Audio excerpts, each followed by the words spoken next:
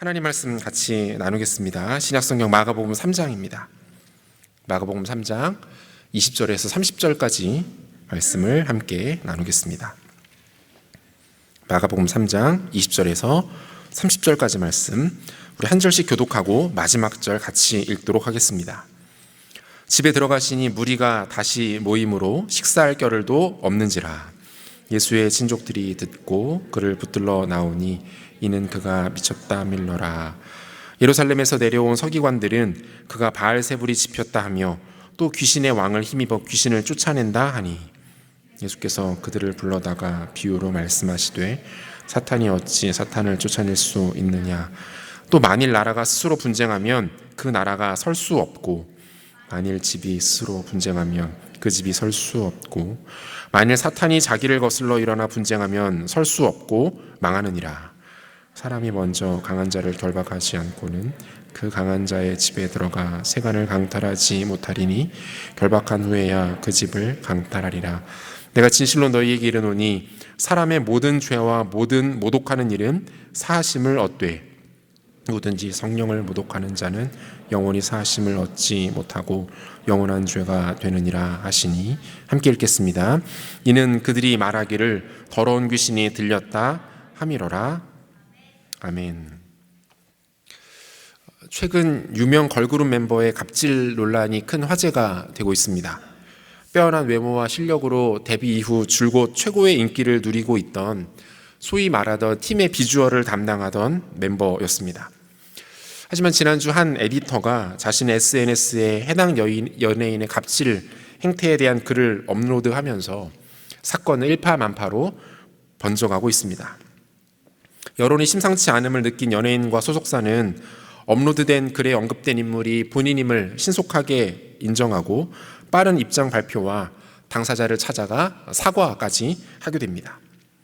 하지만 그동안 참고 있었던 주변 스태프 및 관계자들의 폭로가 이어지고 논란은 더욱 커져가고 있는 상황입니다.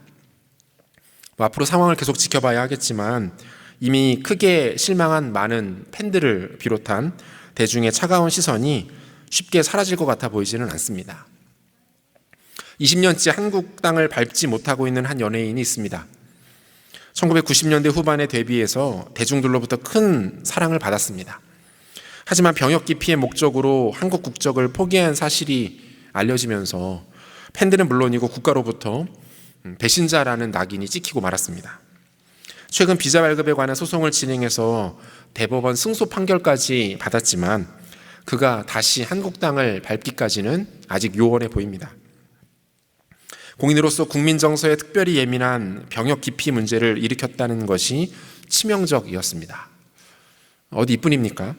정치인, 스포츠스타, 방송인 등 다양한 영역에서 활발하게 활동하며 대중의 사랑을 독차지하던 이들이 한순간에 사람들로부터 외면을 받는 일들을 종종 보게 됩니다. 이들의 공통점은 무엇입니까? 일탈, 즉 선을 넘어버린 겁니다. 일반적인 사회 정서와 대중들의 인식에 반하는 언행들이 지나치다 못해 일정 선을 넘어버리면 그것은 아주 치명적인 결과로 돌아오게 됩니다. 다시 좋은 이미지를 회복하는 데에 오랜 시간과 많은 에너지가 소모됩니다. 그마저도 소수에 불과하죠. 업계에서 영원히 퇴출되는 일들도 다반사입니다. 결코 넘지 말아야 할 선들이 있다라는 거죠. 영적인 영역에 있어서도 동일합니다. 넘지 말아야 할 선들이 있습니다. 다시 돌이킬 수 없고 회복이 불가능한 일들과 시점들이 있다라는 거예요. 그렇게 되지 않도록 끝까지 지켜내야 하는 마지노선이 반대로 존재한다라는 거죠. 오늘 본문은 우리에게 이 선과 이 영역에 대해서 다소 무겁게 경고하고 있습니다. 우리가 무조건 지켜내야 하는 선은 무엇인지, 어떻게 하면 그 선을 넘지 않고 끝까지 믿음의 경주를 완주할 수 있을지 오늘 주시는 말씀을 통해서 함께 묵상해 보기를 원합니다. 계속해서 마가복음을 묵상하고 있는데요, 특별히 마가복음 이 초반부를 묵상하는 데 있어서는 한 가지 재미있는 포인트가 있습니다. 예수님 주변에 누가 있는가를 살피는 거예요. 예수님께서 다양한 사역을 하실 때 주변에 어떤 부류의 사람들이 어떻게 모여 있는가를 통해서 그분의 사역의 성격과 내용들이 달라지는 것들이 발견되기 때문입니다. 그 전체적인 내러티브의 정서가 주변 사람들을 통해서 나타나는 일들도 있습니다. 무리와 제자, 그리고 유대의 종교 지도자들, 예수님 주변에는 이 세 부류의 사람들이 늘 함께 모여 있었습니다. 이들은 각자 다른 의도와 목적을 가지고 예수님께로 나옵니다. 오늘 본문에서도 이 세 부류의 사람들이 저마다의 다른 목적을 가지고 예수님께로 나오는 것을 확인할 수 있습니다. 첫 번째는 무리들입니다. 본문 20절을 보시면요, 집에 들어가시니 무리가 다시 모임으로 식사할 겨를도 없는지라 라고 되어 있어요. 무리를 떠나 제자들과 시간을 보내신 예수님께서 다시 무리들 가운데 둘러싸이시는 것을 보게 됩니다. 지금 얼마나 많은 무리들이 예수님께로 나왔는지 식사하실 시간과 장소조차 제대로 확보되지 못한 것이죠. 복음서에서 특별히 마가가 묘사하는 무리들은 예수님에게 다소 부정적인 존재들로 묘사됩니다. 그들은 제자 공동체와 정확하게 대조되는 그룹이기도 하고요. 예수님을 진정으로 원하고 바라기보다는 예수님께로부터 무언가를 얻어내고자 하는 존재들로 소개가 되고 있어요. 순수한 의도를 갖고 주님을 따르는 것이 아니라 자신들의 욕구와 목적을 충족시키기 위해서 예수님을 이용하는 존재들이라고까지 말할 수 있을 것 같습니다. 이들은 한때 예수님을 왕으로 삼으려 하기도 했습니다. 예수님을 환대하면서 호산나 다윗의 자손이여 우리를 구원하소서 라고 그분을 메시아 취급하는 것 같아 보이기도 했습니다. 하지만 결국 이들의 외침은 예수를 십자가에 못 박으라 라는 과격하고 공격적인 메시지로 돌변합니다. 예수님은 이들의 소원대로 십자가에 넘겨주십니다. 두 번째로 예수님의 친족들이 등장하고 있어요. 21절 보면요, 예수의 친족들이 듣고 그를 붙들러 나오니 이는 그가 미쳤다 하밀러라 라고 되어 있습니다. 비록 자주 등장하는 존재들은 아니지만 그들의 모습은 매우 강렬하게 인상 깊게 나타납니다. 친족들이었음에도 불구하고 그들은 예수가 미쳤다고 생각했습니다. 제정신이 아니다. 심각한 문제를 가지고 있다. 미치지 않고서는 아버지로부터 물려받은 가업을 저렇게 내던지고 장남으로서 집을 전혀 돌보지도 않으면서 저러고 돌아다닐 수는 없다라고 생각했습니다. 가족들 입장에서도 예수님의 모습이 꽤나 마음에 안 들었던 것이죠. 그 예수님도 명절에 가족들하고 모이면 그 잔소리 꽤나 들으셨을 수도 있겠다는 생각도 들어요. 그 집안 어른들이 예수님 보면서 뭐라고 했겠습니까? 야, 너는 나이가 몇인데 아직 장가도 안 가고 그러고 다니냐? 언제 철들어서 어머니한테 효도할래? 동생들 보기에 창피하지도 않냐? 예수님의 삼촌들, 주변의 어른들이 예수님께 이런 이야기 하지 않았을까요? 실제로 당시 성인 남성들이 보통 20세 전후에 장가를 가서 가정을 꾸렸습니다. 지금 나이 30은 단순한 노총각이 아니에요. 심각할 정도로 결혼이 늦어진 상황입니다. 동년배 친구들은 이미 자식들 결혼시킬 준비를 하던 때예요. 이 집안 어른들에게 등짝 맞아가면서 구박받던 것이 어쩌면 예수님의 모습이었는지도 모르겠어요. 그러니까 여러분, 명절에 혹은 가족 행사가 있을 때 가서 어른들한테 구박받는다고 해서 너무 외로워하지 마십시오. 주님이 똑같이 당하셨을 수도 있어요. 위로를 받으시기를 바라요. 예수님의 친족들은 더 이상 참기가 어려웠던 거예요. 예수님을 잡으려고 합니다. 본문에 나오는 이 붙들러라는 말이 헬라어에서는 크라테사이라는 단어로 사용되고 있는데요, 아주 강한 어조를 띠는 단어예요. 체포하다라는 뜻입니다. 강제로 결박하다 이런 뜻이에요. 이 가족들 간에 사용할 수 있는 표현들은 아니죠. 그만큼 예수님의 가족들은 예수의 행적에 대해서 큰 문제의식을 갖고 있었다라고 볼 수 있습니다. 요한복음 7장 3절에서 5절까지의 말씀에도 보면 그 형제들이 예수께 이르되 당신이 행하는 일을 제자들도 보게 여기를 떠나 유대로 가소서, 스스로 나타나기를 구하면서 묻혀서 일하는 사람이 없나니 이 일을 행하려 하거든 자신을 세상에 나타내소서 하니 이는 그 형제들까지도 예수를 믿지 아니함이로라 라고 되어 있습니다. 여러분, 뭡니까?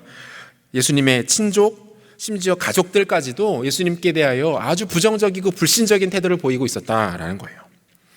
마지막 세 번째는 서기관들입니다.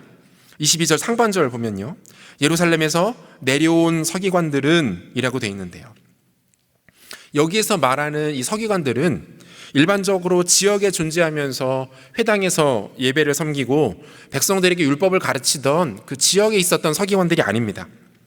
예루살렘에서 내려왔다라는 표현을 통해서도 알 수 있는 것처럼 이들은 예수에 대한 소문을 듣고 예수의 범법 여부를 판단하기 위해서 파견된 일종의 종교 감찰단이었습니다. 이들은 최근 며칠간 예수님을 근거리에서 감찰하면서 율법의 준행 여부, 백성들에 대한 선동, 공동체를 기만하고 질서를 깨뜨리는 행위들에 대해서 사실관계를 적극적으로 확인하고 있었던 것 같습니다. 그리고 이들은 오래 지나지 않아 다음과 같은 결론을 내리게 돼요. 본문 22절, 예루살렘에서 내려온 서기관들은 그가 바알세불이 집혔다 하며 또 귀신의 왕을 힘입어 귀신을 쫓아낸다 하니 라고 되어 있습니다. 여러분, 여기서 이 바알세불이라는 말은요, 헬라어로는 베엘제불이라고 발음되는데요, 당시 가나안 지역에서 사용되던 셈족 언어에 대한 음역을 그대로 음차해서 사용합니다. 이 가나안 지역에서는 이 바알세불이라는 단어를 바알 왕자 또는 고귀한 존재인 바알이라는 뜻으로 사용을 했고요.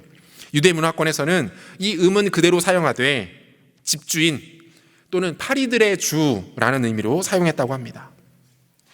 이 집주인이라는 말은 그 의미 그대로 가나안 원주민들이 보통 자신들의 신을 숭배할 때 주로 산당에서 제사를 지냈기 때문에 이 모습을 비하해서 표현하는 것이다 라고 볼 수 있고요. 파리들의 주라는 뜻 역시 더러운 귀신들의 우두머리라는 조롱의 의미를 담고 있는 겁니다.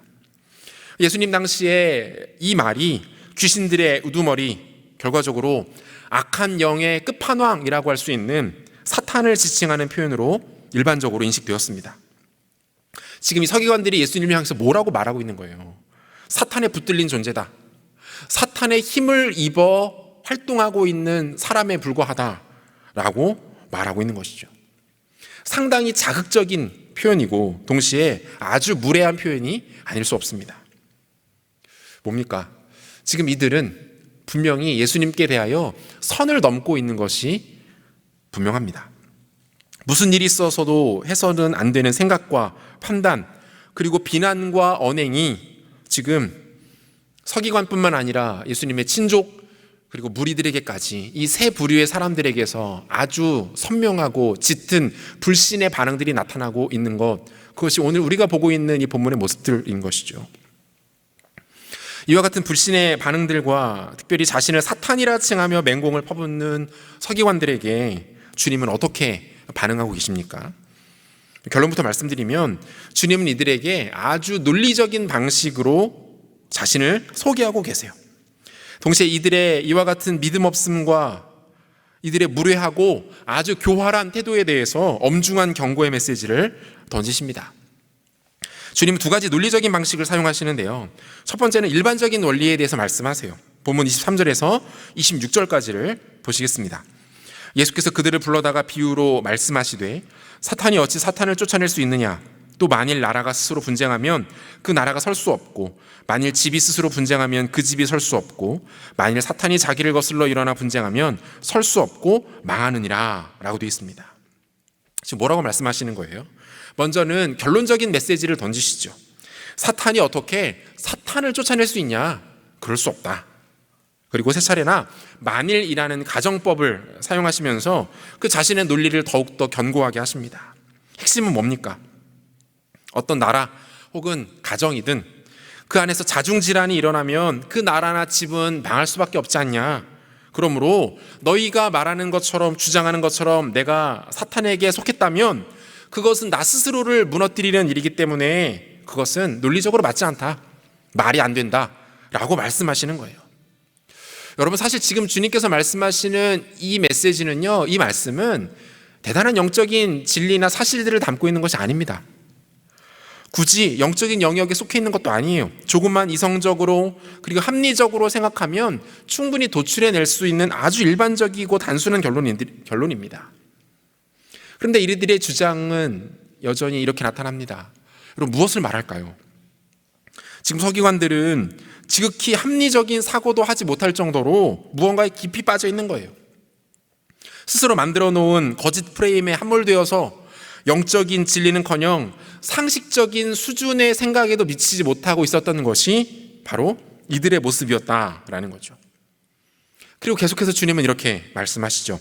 본문 27절, 사람이 먼저 강한 자를 결박하지 않고는 그 강한 자의 집에 들어가 세간을 강탈하지 못하리니 결박한 후에야 그 집을 강탈하리라, 이렇게 말씀하세요.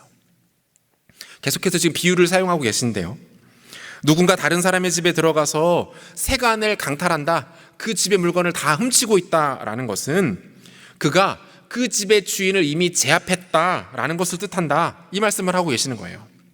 집주인이 강하게 저항을 하고 나아가 침입자를 물리쳤다면 세간이 강탈당하는 일들은 생기지 않을 것이다, 이 말씀입니다. 이 말씀을 통해서 예수님은 지금 무엇을 말씀하고 계시는 거예요? 예수님께서 귀신들을 내쫓고 그들을 강탈하듯 내몰고 계시는 것은 이미 그 집의 주인인 바알세불이라는 말의 뜻 중에 집주인이라는 의미가 있었죠. 이 바알세불을 완벽하게 제압하셨다라는 말씀을 하고 계시는 거예요. 너희들이 나를 바알세불의 힘을 입어 이 일들을 하고 있다라고 이야기하는데 그렇지 않다. 나는 이미 바알세불을 제압한 자다. 바알세불의 힘을 완벽하게 무기력하게 만든 자다. 주님께서 자신을 이렇게 소개하고 계시는 거예요. 이 어리석기 짝이 없는 서기관들에게 이 말씀을 하고 계시는 거죠. 이 어리석은 사람들아, 내가 고작 바알세불이 들렸거나 그의 형편없는 힘 따위를 이용하는 존재밖에 안 돼 보이냐? 나는 사탄이 아니라 이미 그보다 훨씬 크고 강력한 존재이다. 겨우 나를 사탄 따위와 비교하려 드냐? 주님께서 지금 이 비유를 통해서 이 말씀을 하고 계시는 거예요. 상당히 불쾌감을 느끼셨던 것 같아 보입니다. 주님은 오히려 자신을 나타내 보이시면서 이 악한 서기관들, 이 어리석은 서기관들이 가지고 있는 시각과 사고가 얼마나 편협하고 낮은 수준에 머물러 있었는지를 이들에게 말씀하고 계세요. 여러분, 우리 예수님 어떤 분이십니까? 그분은 비록 인간의 몸을 입으셨지만 완벽한 하나님이시죠. 복음서에 소개되는 몇 장면들이 우리로 하여금 다소 오해를 불러일으키도록 하는 것은 사실입니다. 예수님께서 광야에서 사탄에게 시험 받으시는 장면, 사탄과 예수님이 거의 동등하게 싸울 수 있는 것처럼 보이기도 해요. 사탄에게 붙들려서 예수님을 은 30에 팔아넘기는 가룟 유다의 모습, 마치 예수님과 사탄이 대등한 위치에서 서로 공방을 벌이는 존재처럼 보여지는 것도 사실입니다. 실제로 이러한 오해는 인간의 영원한 실존적인 난제인 선과 악이라는 거대한 패러다임을 형성하기도 합니다. 그런데 여러분, 우리가 알고 있는 하나님과 사탄의 대결적인 측면들, 하나님의 힘과 사탄의 힘이 거의 비슷하게 나타날 것처럼 느껴지는 이러한 생각들은요, 성경적이지 않습니다. 이것은 전형적인 인간들이 만들어낸 오해에 불과해요. 이와 같은 세계관은 오히려 과거 조로아스터교의 영향을 받은 인도 유럽 신화에서 기인한 것입니다. 그렇다면 예수님은 사탄에 대해서 어떤 위치를 갖고 계시고 어떻게 그를 다루십니까? 이 내용에 대해서 합동신학대학원의 안점식 교수는 자신의 책 세계관, 종교, 문화에서 이렇게 말합니다. 잘 한번 들어보세요. 성경적 세계관에서 보는 영적 전쟁은 다르다. 하나님은 사탄과 능력의 대결, 파워 인카운터를 하지 않는다. 하나님이 사탄과 능력 싸움을 한다는 주장은 하나님을 모독하는 것이다. 하나님은 진리의 대결, 트루스 인카운터를 하신다. 하나님의 오르심, 즉 의로우심을 드러내는 방식으로 타락한 천사와 인간이 자행한 반역 사건을 처리하신다. 여러분, 이게 무슨 말입니까? 주님께서 악한 서기관들에게 말씀하시는 것처럼 예수님은 고작 사탄 따위에게 영향을 받으시는 분이 아니라는 거죠. 그와 비슷한 수준에 머무시는 그 언저리에서 같이 어울릴 만한 그런 분이 아니라는 거예요. 그분은 모든 영적인 존재를 포함해서 온 우주 만물의 피조물을 지으신 분이시고 그 모든 것을 지금도 다스리시고 완벽하게 통치하시는 분, 바로 그분이 우리 주 예수 그리스도이십니다. 사탄 역시 철저하게 그 예수님의 통치와 지배 아래에 존재하는 하나의 피조물에 불과하다. 주님 지금 이 말씀을 하고 계시는 거예요. 욥기 1장 12절을 보면요, 여호와께서 사탄에게 이르시되 내가 그의 소유물을 다 내 손에 맡기노라. 다만 그의 몸에는 내 손을 대지 말지니라. 사탄이 곧 여호와 앞에서 물러가니라. 2장 6절에도 보니까요, 여호와께서 사탄에게 이르시되 내가 그를 내 손에 맡기노라. 다만 그의 생명은 해하지 말지니라. 여러분, 지금 어떤 장면입니까? 사탄이 욥을 고통스럽게 하는 것을 하나님께서 어떻게 해요? 일시적으로 잠시 동안 용인하시지만 철저하게 통제하십니다. 그 모든 것들을 하나님이 주관하세요. 사탄의 존재 자체가 철저히 우리 주님의 손 아래 놓여 있다는 것을 가장 잘 보여주는 장면이고요. 그들은 이처럼 잠시 잠깐 활개를 치면서 자신의 뜻을 이루는 것처럼 보이겠지만 결국 그들의 운명은 이와 같을 것이다 라고 성경은 분명하게 선언합니다. 요한계시록 20장 9절에서 10절 말씀인데요, 같이 한번 읽어볼까요? 그들이 지면에 널리 퍼져 성도들의 진과 사랑하시는 성을 두루매 하늘에서 불이 내려와 그들을 태워버리고 또 그들을 미혹하는 마귀가 불과 유황못에 던져지니 거기는 그 짐승과 거짓 선지자도 있어 세세토록 밤낮 괴로움을 받으리라. 여러분, 성경은 분명하게 하나님을 대적하여 반기를 든 원수 마귀가 마지막 날에 그분에 의하여 철저하게 패망하게 될 것이다 라고 말합니다. 상대가 될 수 있는 존재가 아니라는 거예요. 사랑하는 여러분, 이들은 치명적으로 무지했습니다. 예수가 누구신지 몰랐어요. 그분이 어떤 능력을 갖고 계신지, 그분의 위대함이 어떠한 것인지, 그분의 전능함이 어떻게 나타나고 있는지 전혀 알지 못합니다. 이들의 선을 넘은 선은 어디입니까? 이들의 무지예요. 영적인 무지. 이들은 주님이 어떤 분이신지 알지 못합니다. 그래서 실수하고 무례하게 굴고 나아가 예수님을 무시합니다. 결정적으로 예수님을 단 하나뿐이신 구원자로 받아들이며 그분을 인정하지 못합니다. 예수님이 어떤 분이신지 알았다면 이와 같이 반응할 수 없었을 거예요. 그분이 진짜 어떤 분이시고 나를 위해 어떤 일을 하셨는지를 정확하게 알고 있다면, 그 일로 우리에게 어떤 변화들이 일어나는지 제대로 알고 있다면 우리가 절대로 그분을 이처럼 가볍게 여길 수 없다라는 겁니다. 반드시 달라질 수밖에 없어요. 하나님을 대하는 태도, 그분을 대하는 생각, 그분 앞에서의 우리의 언행, 그분 앞에서 우리 인생을 살아가는 우리의 자세와 우리의 방향 달라질 수밖에 없습니다. 그분을 알면 우리 가운데서 모든 영적인 무지가 떠나가 버리면 우리의 삶은 반드시 달라질 수밖에 없게 됩니다. 그리고 예수 그리스도에 대한 이 무지는 결국 성령을 모독하는 것으로 이어집니다. 본문 28절과 29절 말씀 우리 다 같이 한 목소리로 읽어보도록 하겠습니다. 내가 진실로 너희에게 이르노니 사람의 모든 죄와 모든 모독하는 일은 사하심을 얻되 누구든지 성령을 모독하는 자는 영원히 사하심을 얻지 못하고 영원한 죄가 되느니라 하시니. 읽는 것만으로 참 두려움이 느껴지는 그런 말씀 아닙니까? 성경에서 이 말씀을 읽을 때마다 만날 때마다 위축되면서 쉽게 인정하고 싶지 않은 것이 사실 이 본문의 이 말씀 아니던가요? 예수님은 자신을 끝까지 믿지 못하고 배척하는 것을 넘어서 무례하게 대하는 사람들에게 대하여 묵직한 경고의 메시지를 날리십니다. 다른 죄들은 다 용서받을 수 있지만, 다 사함받을 수 있지만 절대로 용서받지 못하는 죄가 있다는 거예요. 두렵죠. 굉장히 무서운 일이에요. 그리고 무슨 일이 있어도 그 죄만큼은 너희가 짓지 않았으면 좋겠다라는 그분의 기대가 이 말씀에 담겨 있는 것처럼 들리기도 합니다. 성령을 모독한다라는 건 뭘까요? 성령을 모독한다. 이 성령을 모독한다라는 것 핵심은 두 가지로 정리할 수 있는데요. 성령을 모독한다는 것 첫 번째, 예수 그리스도를 하나님으로 인정하며 그분을 믿지 못하는 것입니다. 예수를 믿지 못하는 것, 이게 성령을 모독하는 거예요. 이 모독이라는 말이 헬라어 원어에서는 블라스페미아이라는 단어로 사용이 되고 있는데요. 이 단어의 뜻은 크게 두 가지입니다. 상대방을 업신여기며 욕을 보이는 것과 상대방의 일에 적극적인 방해 역할을 하는 행위를 뜻합니다. 따라서 성령을 모독한다라는 것은요, 성령을 인정하지 않고 성령을 무시하는 모든 행위와 생각을 말하는 것, 그거 하나와 동시에 성령께서 하시는 사역을 적극적으로 방해하며 가로막는다라는 것을 의미하는 거예요. 성령은 예수의 영이시고 하나님의 영이십니다. 동시에 성령님은 구원을 인간에게 적용하시는 분이시기도 합니다. 이 성령의 가장 대표적인 사역이 바로 이거예요. 성부 하나님께서 계획하시고 성자 예수님께서 이루신 그 구원을 인간에게 적용하시는 역할, 이것이 성령의 가장 대표적인 사역입니다. 죄인으로 하여금 놀라운 하나님의 사랑과 십자가에서 완성하신 예수 그리스도의 구속의 사건들을 받아들이도록 하시는 분이 바로 성령님이십니다. 여러 차례 말씀드렸죠. 내가 내 힘으로, 내 의지로, 나의 지성으로 복음을 고백할 수 없다니까요. 인간이 스스로의 힘으로 신앙 고백하는 것이 불가능합니다. 우리는 그런 존재들이에요.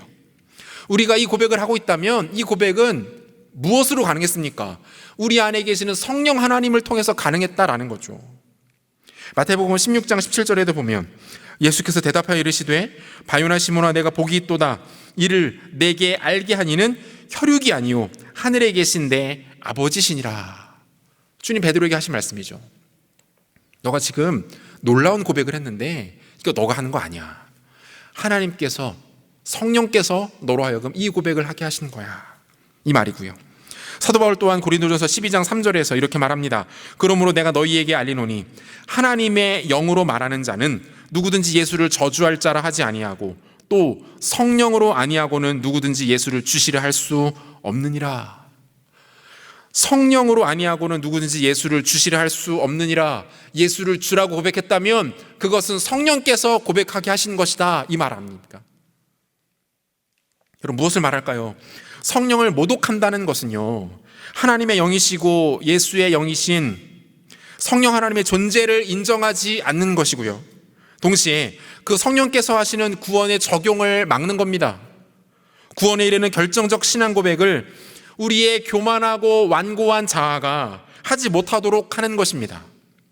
예수 그리스도를 나의 구원자, 나의 하나님으로 인정하며 받아들이지 않는 것입니다. 여러분, 이것이 성령을 모독하는 죄예요. 예수를 나의 개인의 구세주로, 나의 하나님으로, 나의 메시아로 모셔드리지 않는데, 영접하지 않는데 어떻게 구원을 받을 수 있습니까? 어떻게 죄사함을 받을 수 있나요? 십자가의 은혜가 없고 예수의 보혈이 없고 부활을 믿지 못하는데, 이 사실을 나의 중심과 인격으로 받아들이지 못하는데 어떻게 죄사함을 받고 구원을 얻을 수 있냐는 말이에요. 여러분, 성령을 모독한다라는 것은 이것을 뜻하는 겁니다. 수많은 무리들과 예수님의 친족들, 그리고 악한 의도를 갖고 예수님께 찾아온 서기관들이 끝까지 자신의 완고함과 교만함으로 예수님께 대한 자신의 생각을 꺾지 않고 그분을 받아들이지 않았다면 그들은 성령을 모독한 것이고 그들은 절대로 용서받지 못하는 죄를 짓고 있는 거예요. 이 죄는 결코 용서받을 수가 없게 되는 것이죠. 성령을 모독한다는 것 두 번째는요, 한 영혼을 거룩하게 만드시는 그분의 사역을 막아서는 겁니다. 성령은 우리에게 신앙의 고백을 가능하게 하시는 분이십니다. 동시에 성령님은요, 우리를 끊임없이 거룩하고 경건하게 만들어 가시는 분이시기도 합니다. 그래서 결국 하나님의 성품에, 예수님 닮은 그 성품에 참여하도록 하시는 일, 이 일을 바로 성령께서 하시는 것이죠. 로마서 8장 9절 말씀 같이 한번 읽어볼까요? 같이 읽겠습니다. 만일 너희 속에 하나님의 영이 거하시면 너희가 육신에 있지 아니하고 영에 있나니 누군지 그리스도의 영이 없으면 그리스도의 사람이 아니라. 갈라디아서 5장 16절에서 18절까지 말씀도 같이 읽겠습니다. 내가 이르노니 너희는 성령을 따라 행하라.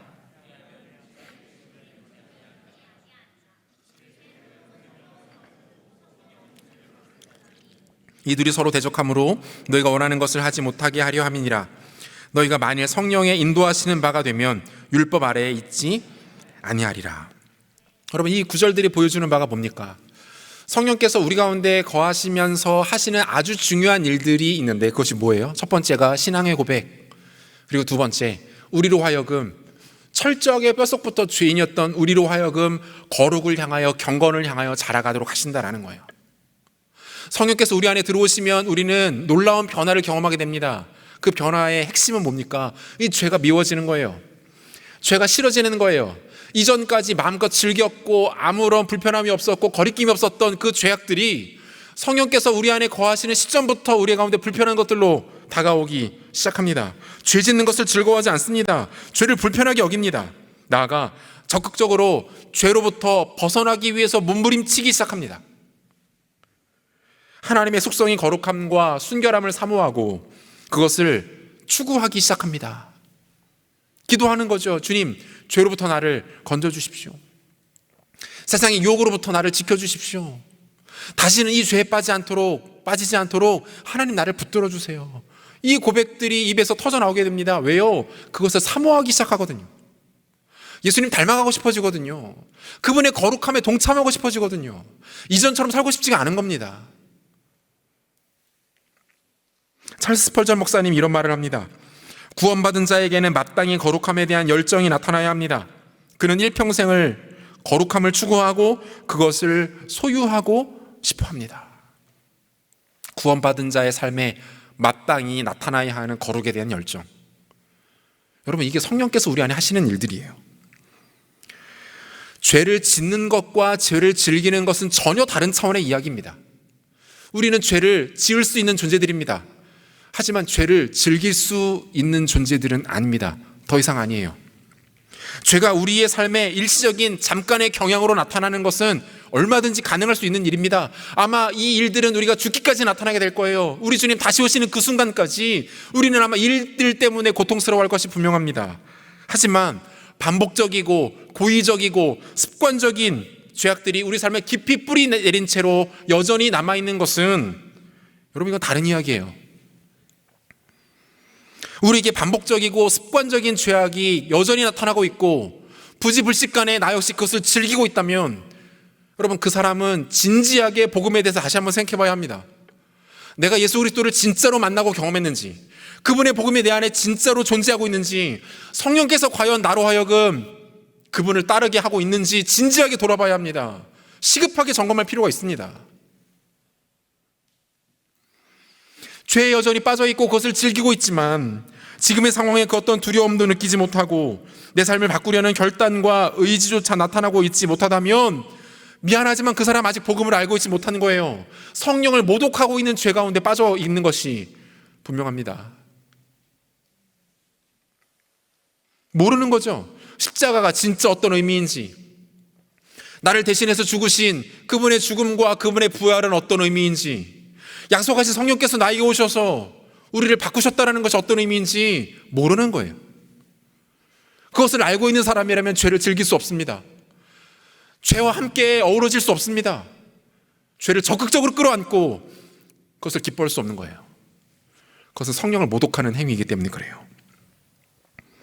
몇 마디 얄팍한 입술의 고백으로 구원에 이를 수 있다고 생각해서는 안 됩니다. 우리의 습관적인 종교 행위와 피상과 타성에 젖어버린 신앙생활이 결코 우리를 구원의 길로 인도할 수 없다라는 것을 여러분 깨달아야 합니다. 우리 주님께서 자신의 모든 것을 던져서 이루신 구원이에요. 그렇게 가볍지 않아요. 그렇게 단순하지 않습니다. 예수천당 불신지옥, 단순한 구호 하나로 외쳐진 채 끝날 수 있는 문제가 아니라는 거예요. 사랑하는 여러분, 구원에 대하여, 우리 영혼의 구원에 대하여 분명한 선이 있음을 오늘 본문은 우리에게 선명하게 보여줍니다. 성령을 모독하는 그 선을 넘어서는 결코 안 됩니다. 우리로 하여금 예수 그리스도를 고백하게 하시는 그분께 순종하고 엎드려야 합니다.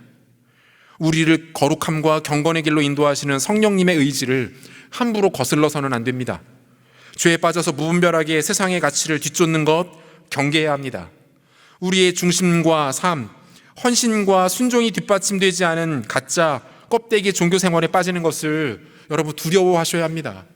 교회만 왔다 갔다 한다고 해서 입술로 신앙에 관련된 몇 마디 단어만 나열한다고 해서 그것이 여러분들의 구원을 보장하지 못한다는 거예요. 두렵고 떨림으로 우리 앞에 선이 놓여 있음을 인식하고 그것들을 지켜내기 위해서 깨어 있어야 합니다. 복음을 가볍게 여기서는 안 돼요. 하나님을 두려워하고 그분을 경외함이 우리의 삶과 인격 가운데 깊이 묻어놔야 합니다. 여러분, 그게 진짜 복음입니다. 경영학 용어 중에 코닥 모멘트라는 말이 있습니다. 원래 이 말은요, 피사체가 반짝이는 최고의 순간, 즉 사진을 찍었을 때 피사체가 가장 아름답게 나올 수 있는 상황을 가리키던 말이었다고 합니다. 한때 카메라와 필름의 대명사였던 코닥이라는 기업의 그 압도적인 존재감을 확인할 수 있는 표현이기도 했죠. 하지만 계속해서 불패 신화를 이어갈 것 같던 코닥이 무너지는 데는 그리 오랜 시간이 걸리지 않았습니다. 2000년 이후 필름 카메라의 수요가 급격하게 줄어들고 그 자리를 디지털 카메라와 스마트폰이 차지하게 되면서 코닥은 몇 년 지나지 못해 결국 파산에 이르게 됩니다. 이후 코닥 모멘트라는 말은 시장이 변화하는 대변혁의 시기에 선제적 대응에 실패하게 된 순간, 또는 기업의 적절한 대응으로 기업의 운명이 갈라지는 순간을 뜻하는 말로 바뀌게 됩니다. 변화에 실패하면 나락으로 떨어지고 마는 시점 또는 그 선이 있다라는 말로 바뀌어 사용되기 시작했다라는 거예요. 여러분, 우리의 영혼에도 이 영적 코닥 모멘트가 있다라는 거 기억하셔야 됩니다. 교만함과 완고함 가운데 머물러 있으면서 깨어있지 않으면 우리는 언제 어떻게 이 선을 넘어갈지 알지 못합니다. 그때는 돌이킬 수 있는 방법이 없어요. 우리의 죄와 죄의 뿌리들이 왕성하게 자라나서 나조차도 스스로 감당하지 못하게 되는 시점과 선이 있다는 것입니다. 그 시기와 선을 지켜내야 합니다. 영적 코닥 모멘트를 놓쳐서는 안 됩니다. 변화가 필요하고 회복이 필요한 것이죠. 결연한 갱신과 결단이 있어야 합니다. 사랑하는 여러분, 하나님과 예수 그리스도, 우리 주님을 향한 진지하고 깊은 신앙의 고백들을 점검하십시오. 여러분 안에 진짜 복음에 대한 사모함과 열정과 간절함이 있는지를 점검하십시오. 내가 알고 있고 내가 살아가고 있는 복음이 진짜 복음인지를 여러분 처절하게 점검하시고 돌아보실 수 있기를 바랍니다. 귀에 익숙한 멘트를 늘어놓고 늘 들어왔던 큰 의미 없이 읊조려왔던 그런 종교 용어들 말고, 그런 거 말고 진짜 여러분의 고백이 무엇인지를 확인하시기를 바랍니다. 나는 과연 복음에 합당하게 살아가고 있는가? 나는 과연 성령께서 내 안에 하시는 일들을 가로막고 있지는 않은가? 성령이 나를 주장하도록 하셔서 비록 매번 실패하고 깨어지고 넘어지지만 성령께 이끌림 바 되어서 그분의 뜻대로 살고자 하는 열정이 내 안에 살아있는가? 여러분, 이것들을 반드시 점검하셔야 합니다. 선을 넘어서는 안 됩니다. 영적인 코닥 모멘트를 그냥 지나쳐서는 안 됩니다. 두렵고 떨리는 마음으로, 하지만 겸손히 찾고 구하는 자들에게 반드시 허락하실 주님의 은혜를 다시 한번 일어나 붙드시는 은혜가 있으시기를 소원합니다. 말씀 뵙겠습니다. 하나님 앞에서 선을 지키며 살아가는 것을 너무 어렵고 그리고 무겁게만 생각하실 필요는 없습니다. 왜 그렇습니까? 이 일이 근본적으로 우리에게 속한 일이 아니기 때문에 그렇습니다. 우리 주님을 이신 보혈의 공로를 의지하는 것, 여러분 여기서부터 다시 시작하시면 됩니다. 20년, 30년을 신앙생활을 했던 공동체에서 엘더, 리더, 간사, 아니 목회자든 예외는 없습니다. 누구나 죄인은 그리스도의 보혈 앞에, 복음 앞에, 십자가 앞에 서서 그 십자가의 능력과 영광이 나를 향하고 있는지, 내가 진짜 그 복음의 은혜 가운데, 은총 가운데 거하고 있는지를 끊임없이 확인하고 돌아보아야 합니다.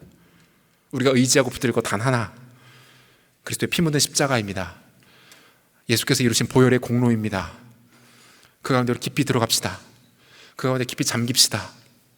나를 살리신 단 하나의 소망 되시는 우리 주 예수 그리스도, 그분이 지셨던 십자가, 그것이 다시 한번 내 삶에 회복되는 것들을 기대하시고 바라보시고 소망하십시오. 그래야 해서 하나님 앞에 이 복음의 놀라운 능력과 영광과 감격을 경험하며 우리의 일상을, 인생을 영원의 때를 살아가는 우리 모두가 되시기를 우리 주 예수 그리스도 이름으로 축원합니다. 다시 자리에서 일어나시겠습니다.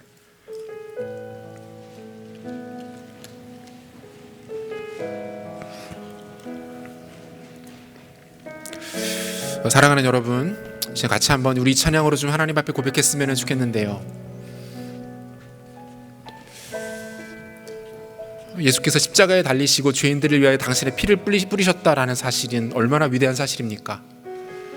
영원히 죽을 수밖에 없었던 죄인들이 그분의 공로를 힘입어 새 사람이 되고 새로운 생명을 얻고 온 우주 만물의 창조주 되시는 그 하나님과 동행하며 살아갈 수 있다는 것은 얼마나 위대하고 감격적인 일입니까? 오늘 다시 한번 우리의 고백으로 이 일들을 회복하시는 은혜가 있으시기를 소원합니다. 주의 보혈을 의지하여 나가는 우리가 되었으면 좋겠습니다. 함께 찬양합시다.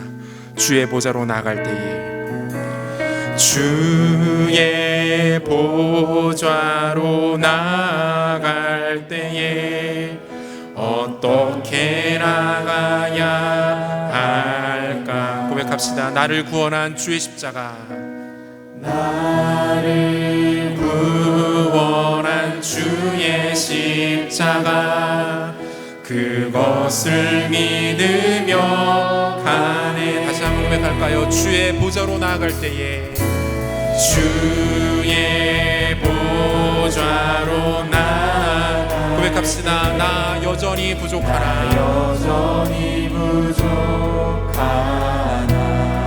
나를 품으신 주의 그 사랑, 나를 품으신 주의 그 사랑, 그것을 믿으며 가네. 고백합시다. 자격 없는 내 힘이 아닌, 자격 없는 내 힘이 아닌, 오직 예수님의 보혈을 의지합니다.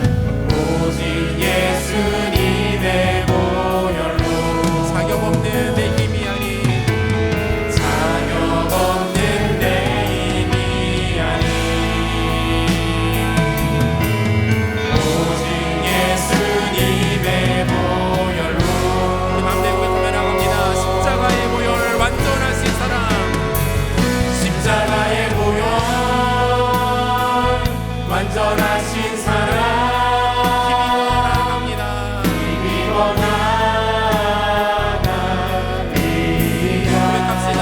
십자가의 보혈, 십자가의 보혈, 완전하신 사랑, 힘입어 예배한. 우리 다시 한번 믿음으로 고백하며 나갈까요? 주의 보좌로 나아갈 때에, 주의 보좌로 나아갈, 나 여전히 부족하나, 나 여전히 부족하나. 나를 품으신 주의 그 사랑, 나를 품으신 주의 그 사랑, 그것을 믿으며 가네, 그것을 믿으며 가네. 고백합시다. 자격 없는 내 힘이 아닌, 자격 없는 내 힘이 아닌, 오직 예수의 보혈만 의지하며 나갑니다. 오직 예수님의 보혈, 우리에게는 아무 자격이 없습니다. 자격 없는 내 힘이 아닌, 자격 없는 내 힘이 아닌, 오직 예수님의 보혈로, 오직 예수님의 보혈로. 우리 맘대 선포해 나가십시다. 십자가의 보혈, 완전하신 사랑, 십자가의 보혈, 완전하신 사랑, 힘입어 나갑니다.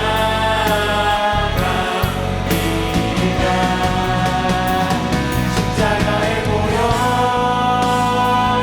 완전하신 사랑, 힘입어 예배. 다시 한번 우리 마음에 선포해 나가십시다. 십자가의 보혈, 십자가의 보혈, 완전하신 사랑, 힘입어 나갑니다. 원하실 하나의 소망입니다. 십자가의 보혈, 완전하신 사랑, 힘입어 예배. 고백합시다. 나 주님만을 섬기리, 나 주님만을 섬기리.